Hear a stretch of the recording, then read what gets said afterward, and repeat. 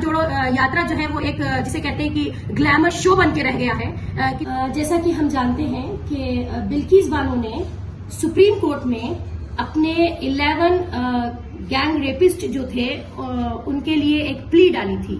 और अभी एक दिन पहले ही सुप्रीम कोर्ट ने उस प्ली को डिसमिस कर दिया है, ये कहते हुए, ये वर्ड यूज करते हुए कि इट्स इरिटेटिंग। यहां पे अफसोसनाक और शर्मनाक बात यह है कि जुडिशरी, जिसे हम डेमोक्रेसी का एक इंडिपेंडेंट ऑर्गन मानते हैं और जिसके ऊपर किसी तरह का प्रेशर नहीं होता है, अगर आज वो जस्टिस को डिनाइड करती है तो ये वाकई सोचने का मकाम है कि क्या हम एक डेमोक्रेटिक कंट्री में रह रहे हैं। अगर इसका जवाब मिले तो मैं समझती हूँ हम इसका जवाब एक क्वेश्चन मार्क पे छोड़ देंगे। बहुत अफसोस की तो बात यह है कि जब बिल्किस बानो के इन 11 मुजरिमों को, इन 11 मुजरिमों को छोड़ा गया था तो पूरे मुल्क भर से इस बात को बहुत ज्यादा कंडम किया गया था, क्योंकि बिल्किस बानो सिर्फ एक नाम नहीं है, बिल्किस बानो एक जेन्युसाइड का नाम है। सिर्फ बिल्किस बानो का एक गैंग रेप नहीं हुआ था, बल्कि उनके घर के कई लोगों को कत्ल किया गया था और उसके पीछे जो मकसद था वो था नस्ल कशी। अफसोसनाक चीज ये है कि जब उन्होंने सुप्रीम कोर्ट का दरवाजा खटखटाया, जैसा कि इस मुल्क में रहने वाले हर इंसान को ऐसा महसूस होता है, इंडियन सिटीजन को, कि वो पूरी तरीके से जुडिशरी में फेथ रखते हैं, तो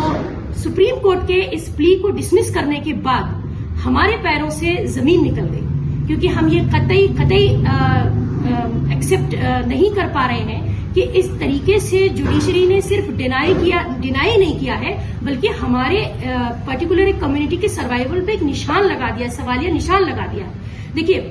जो लोग ये मानते हैं कि हम सेक्युलर कंट्री में रहते हैं और हमें सेक्युलर सोच रखनी चाहिए, और बहुत आज नहीं बहुत जमाने से इस मुल्क में तकरीबन लोग जो है वो जुडिशरी को ये मानते थे कि सुप्रीम होती है और सुप्रीम, हम जब दरवाजा खटखटाएंगे तो हमें वहां से इंसाफ मिलेगा। मैं समझती हूँ सुप्रीम कोर्ट का जो इंसाफ है वो तभी हिल गया था जब उन्होंने सबसे पहले बाबरी मस्जिद में अपना फैसला सुनाया था, और उसके बाद एक के बाद एक कई ऐसे फैसले आए जिनको हम एक्सेप्ट नहीं कर पाए, लेकिन उन्होंने फिर भी कहीं ना कहीं हमारे यकीन को बाकी रखा।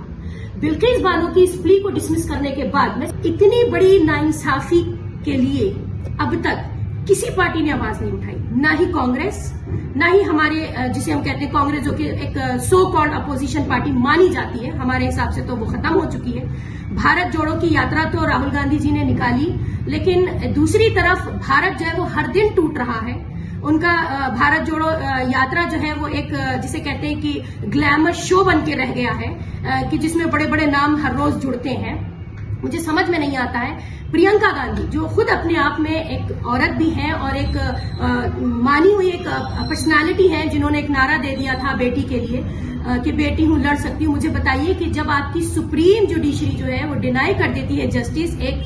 बिल्किस बानो जैसी औरत को, तो इसका मतलब यहाँ जस्टिस डिनाई हो जाता है हिंदुस्तान में रहने वाली हर औरत को। ये सिर्फ बात एक बिल्किस की नहीं है कि वो मुस्लिम कम्युनिटी से बिलोंग करती है, इसका मतलब है कि आगे आने वाले दिनों में क्राइम के लिए पूरे दरवाजे खुले हैं। वहशी जानवर जो है, जो बीस्ट हैं, जो इस तरह की क्राइम करते हैं, उनके लिए एक शाबाशी वाली बात हो गई है, और ये एक थप्पड़ है उन तमाम लोगों के लिए जो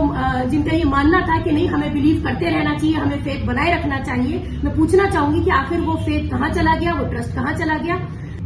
इस मामले में, बिल्किस बानो के मामले में, हम एसडीपीआई पहले भी काफी हम लोग जो एक्टिव रहे और हमारी पूरी कोशिश रही कि हम अपनी वॉइस रेस करें और किसी भी तरह से प्रेशराइज करके, प्रेशर ग्रुप बनके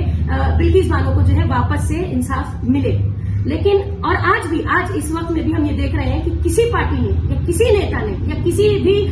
इवन जो पॉलिटिकल जिसे हम कहते हैं कि हमारे लेजिस्लेटिव में बैठी नहीं है, लोकसभा में बैठी, राज्यसभा में जो रिप्रेजेंटेटिव बन के बैठी, किसी ने किसी भी तरह का बयान नहीं दिया। यानी कि जस्टिस डिनाइड होना ही नहीं है, बल्कि जस्टिस अगर खत्म हो रहा है तो उस पर कोई अफसोस भी नहीं है, उस पर कोई कंसर्न भी नहीं है। ये बहुत अफसोस और शर्म की बात है। मैं समझती हूँ कि एक पॉइंट आ गया है, सैचुरेशन पॉइंट आ गया है इंडिया में,